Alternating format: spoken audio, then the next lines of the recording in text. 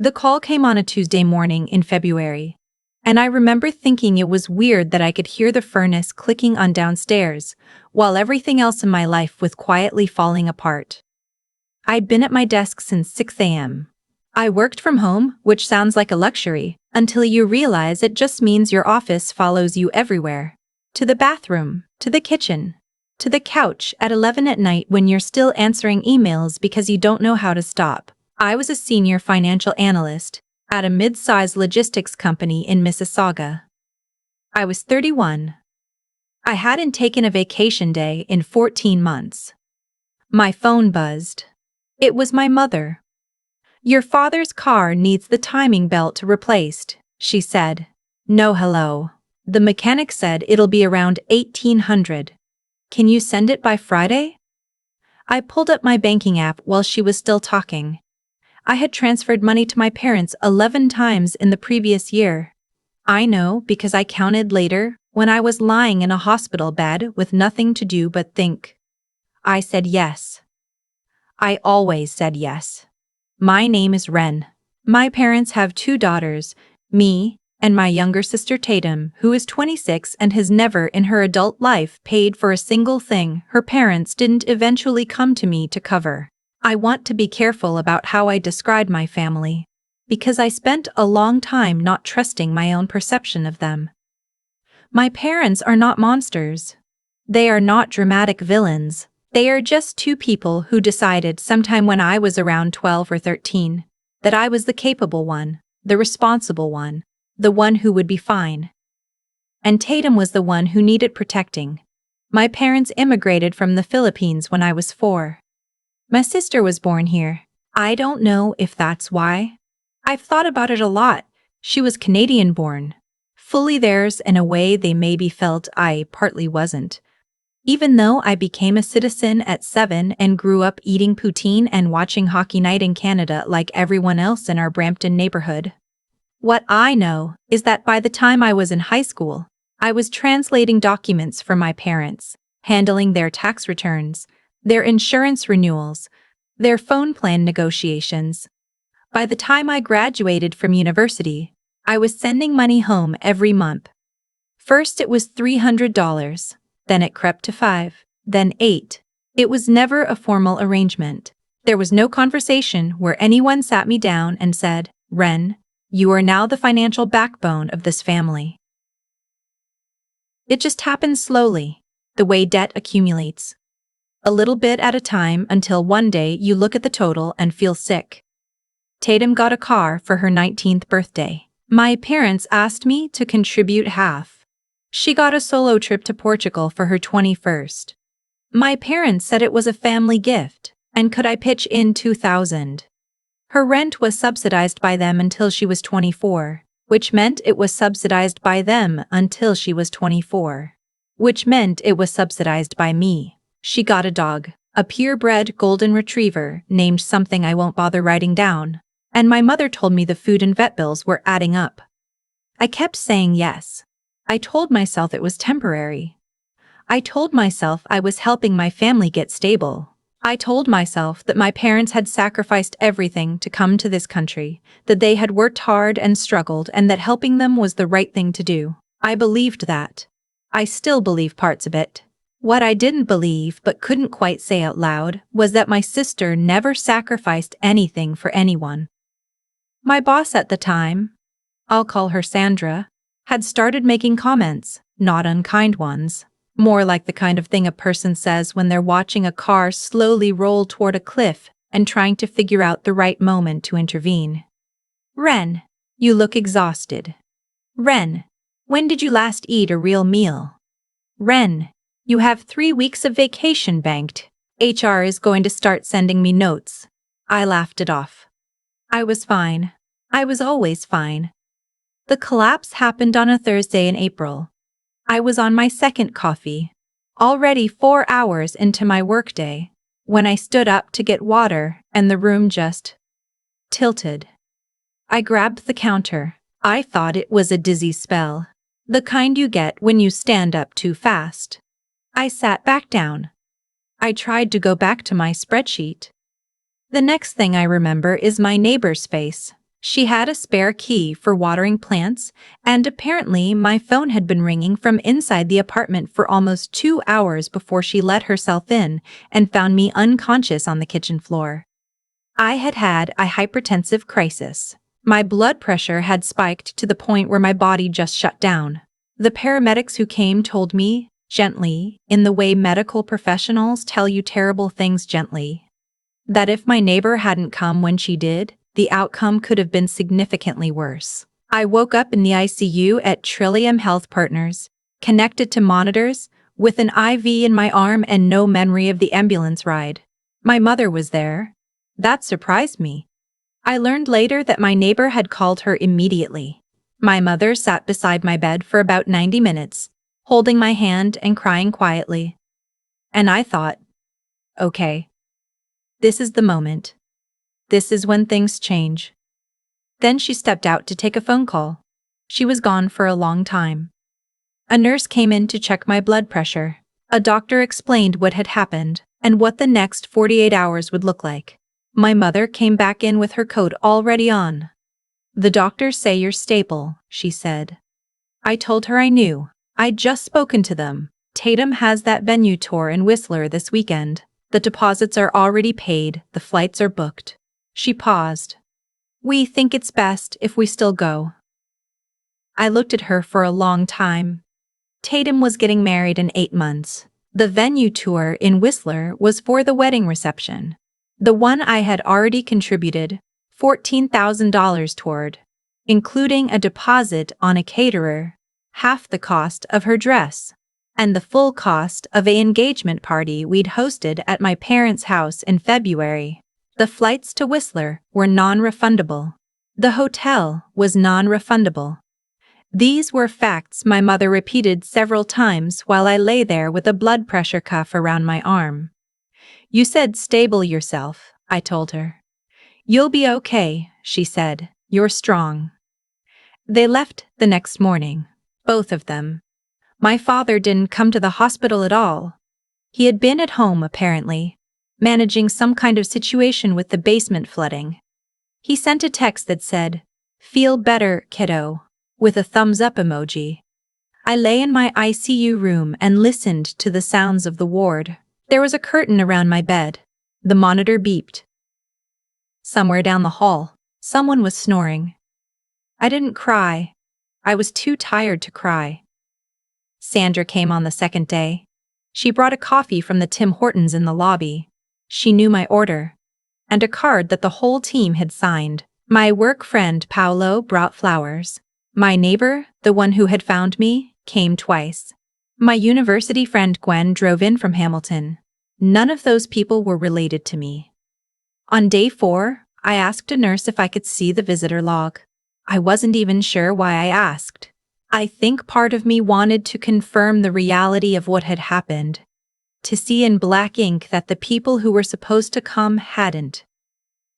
The nurse printed it for me. 7 entries over 4 days. Sandra. Paolo. Gwen. My neighbor. A colleague I hadn't expected, and 2 entries I didn't recognize. The name was Philip Arsenal. He had signed in on day 2 and day 3, both times in the evening after 8 p.m., both times for visits of less than 30 minutes. He had listed himself as family friend. I didn't know anyone named Philip Arsenal. I asked the nurse if she remembered him. She did. She described a man in his late 50s or early 60s, gray at the temples, very quiet, who had sat in the chair beside my bed both times and left without asking for anything or speaking to any staff. She thought I had been asleep both visits. "He seemed like he'd been there before," she said. Not the hospital specifically, just like he knew how to sit in those spaces. I took the log back to my bed and looked at that name for a long time. I was discharged on day 6 with a list of medications, a referral to a cardiologist, and strict instructions to rest for at least 2 weeks. My mother called the afternoon I got home. Not to ask how I was doing. She wanted to know if I could transfer $4,000 to the wedding florist by end of day Friday. because the deposit window was closing. I sat on my couch in my apartment, still in the clothes I'd been discharged in, and I said, "I'm going to need a moment." "What do you mean?" "I was in the ICU for 6 days, Mom." "I know that. But the florist, I'll call you back." I hung up. I sat there in the quiet. The furnace clicked on. I thought about that name on the visitor log. I thought about my father's thumbs up emoji. I thought about the card my whole team had signed, sitting on my kitchen counter, and how it had made me cry in a way that my mother's phone call had not. I typed Philip Arsenault into Google. He was a semi-retired contractor in Orangeville, Ontario. LinkedIn, a small business page, the usual digital footprint of someone who hadn't put much thought into their online presence. Late 50s, gray hair in his profile picture. I looked at the photo for a long time. There was something in the shape of his jaw. I couldn't have said what exactly. But I closed my laptop and called my aunt, my mother's older sister, who lived in Scarborough and had always been the person in the family I trusted most. "Auntie Cora," I said, "who is Philip Arsenault?" There was a silence on the line that told me everything before she said a single word. The story that came out over the next hour was not a story anyone had ever told me. It was not a secret that had been kept maliciously, my aunt said. She said that several times, as if it would soften something. What it was, she said, was complicated. My biological father and my mother had met in their early 20s, before the immigration, before everything. They were together for 3 years. My mother had gotten pregnant. The relationship had ended for reasons my aunt described as not clean on either side. My mother had married the man I called my father 8 months before I was born. He knew. Both of them knew. It was an arrangement that worked for everyone except the person it was most about, which was me. What I didn't know, what my aunt told me then, her voice low and careful, was that Philip had never stopped asking about me, that for years he had received updates through my aunt, who had stayed loosely in contact with him. That when I graduated from university, he had apparently stood outside the convocation hall because he'd heard the date from her, that he had watched, from a careful distance, because my mother had made clear that she did not want contact, and he had respected that. "He loves you," my aunt said. "He's always loved you. He just never had any right, and he tried to be decent about that." I didn't know what to do with that information. I'm still not sure I do. What I did was sit with it for a week. I rested, which I had not done voluntarily in years. I took my medications, I made my cardiologist appointment. I did not transfer $4,000 to anyone. My mother called 3 times. My father, the man I'd called my father, called once, which was notable because he almost never called. Tatum sent a text that said, "Hope you're feeling better. BW, did Mom talk to you about the florist?" I did not respond to any of them. On the 9th day home, I called the number from Philip Arsenault's business page. He picked up on the second ring. I said, "This is Ren. I think you've been looking for me for a long time." He was quiet for a moment. Then he said, "I'm sorry I was never braver." That sentence undid me in a way that nothing else had. We talked for 2 hours. He told me about my mother, about their relationship, about the choice that had been made, and the years that followed. He told me about the convocation hall. He told me about driving past my old house in Brampton once, years ago, and seeing me in the front yard and not stopping because he didn't know if that would be the right thing. He told me he had found out I was in the hospital through my aunt. He told me he had sat by my bed on those 2 evenings and watched me sleep, and not known how to announce himself, because what would he even say? He had left his name in the log almost by accident, he said. Force of habit. Signing in somewhere. "I'm glad you found it," he said.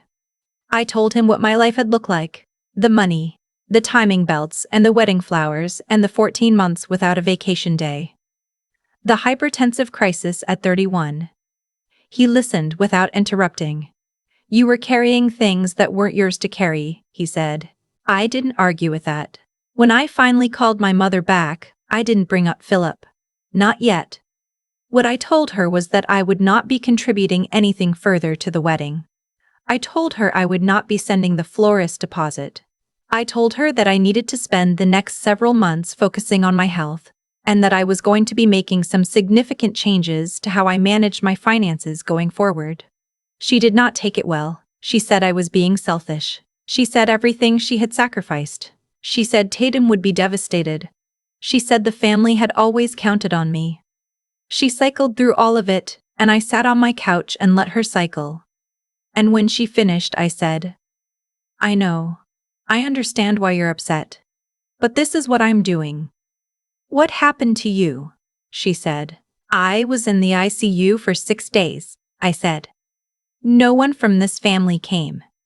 Silence. The venue tour? I know about the venue tour.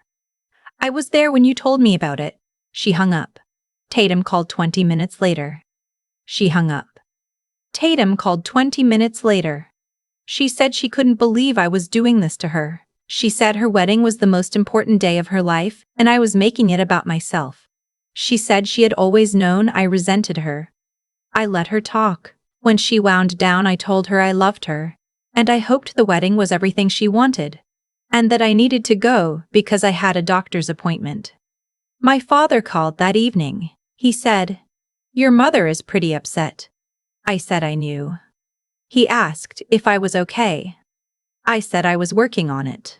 There was a long pause, and then he said something I hadn't expected. "You've done a lot for us. I know that." I said thank you. "I'm sorry I didn't come to the hospital," he said. "I should have come." I told him that meant something. I meant it. I'm not sure what the future looks like for my relationship with my parents. I've thought about it a lot over these past months. I've been in therapy. A therapist I found through my benefits plan. A woman who specializes in exactly this kind of family dynamic, who used the phrase parentified child in our second session and then watched me sit with that for a full 10 minutes without speaking. I have a name now for what happened to me. I'm still learning what to do with names. Philip and I have met in person twice. Coffee. Both times at a place roughly between Orangeville and Mississauga. He is quiet and careful and somewhat formal in the way that people are when they're afraid of taking up too much space. He asks questions and listens to the answers. He brought me a photo the second time. A picture of his mother, my biological grandmother, who died 8 years ago. She had my eyes. I put it on my bookshelf. I want to be honest about something. Because I think it matters. I don't feel a flood of closure. I don't feel like the pieces of my life clicked into place once I knew the truth. What I feel is tired. And slowly, incrementally, less tired than I was before. One daughter is a docker. One Honda Dana Hugh, a map, after I'd already been lost for a very long time. And the map is accurate, but I still have to do the walking. I took a week off in July. I went to Prince Edward Island by myself. I rented a small cottage near the water. I read 4 books. I didn't look at my banking app once. On the last night there, I sat on the back porch and watched the sun go down over the Gulf of St. Lawrence, and I thought about all the years I had spent being the responsible one, the capable one, the one who would be fine. I thought, I actually am going to be fine. Not because someone rescued me. Not because a secret was revealed and made everything better. But because I stopped waiting for my family to notice I was drowning and decided to swim to shore myself. That's the part no one tells you. The secret in the visitor log, that was real and it mattered. But the harder truth, the one that took me longer to sit with, was that I had been telling myself a story for years about why I couldn't say no. And the story was a lie I told because the truth was too painful. I had been hoping that if I gave enough, eventually they would love me the way I needed to be loved. They couldn't. Not the way I needed. Philip Arsenault sat by my bed twice while I was unconscious, signed his name in a log, and drove home without asking for anything.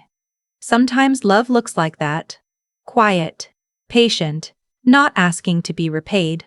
I'm still figuring out which kinds I want in my life and which ones I've been carrying out of habit.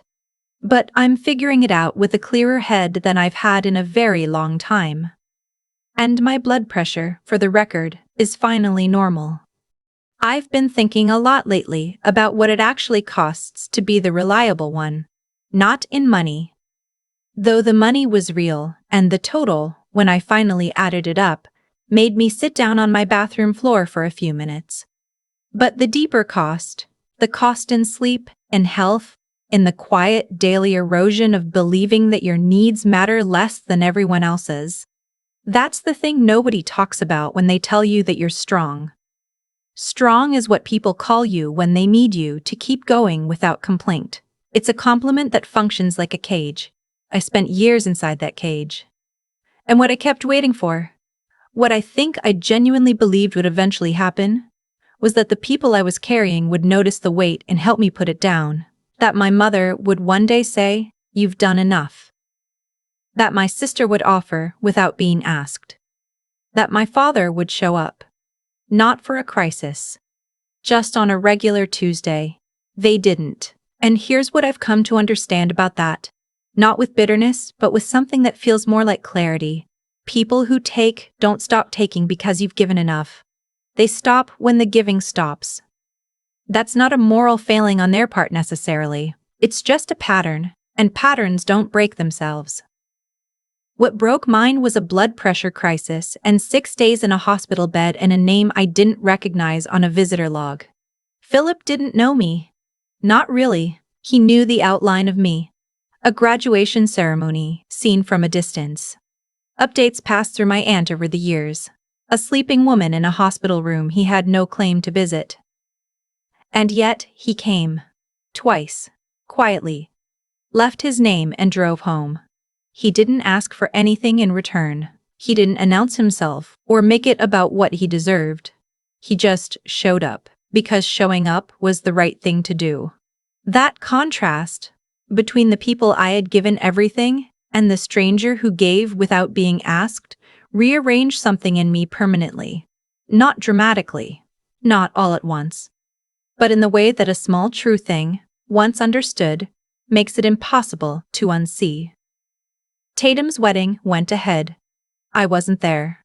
My mother and I speak occasionally now, in short, careful conversations where we both choose our words like we're navigating ice. My father apologized once and meant it, I think, and I'm holding on to that.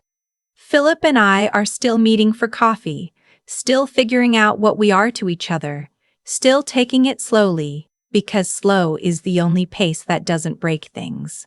And I am taking my medications, keeping my therapy appointments, and banking my vacation days for an actual trip this time. I am 31 years old, and I am learning, with some difficulty, that rest is not a reward you earn by exhausting yourself first. That saying no is not the same as failing the people you love.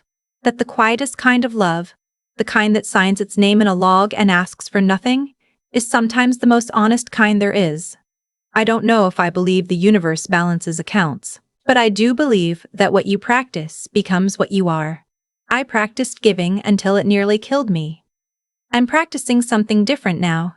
It's harder than I expected. It's also, slowly, worth it.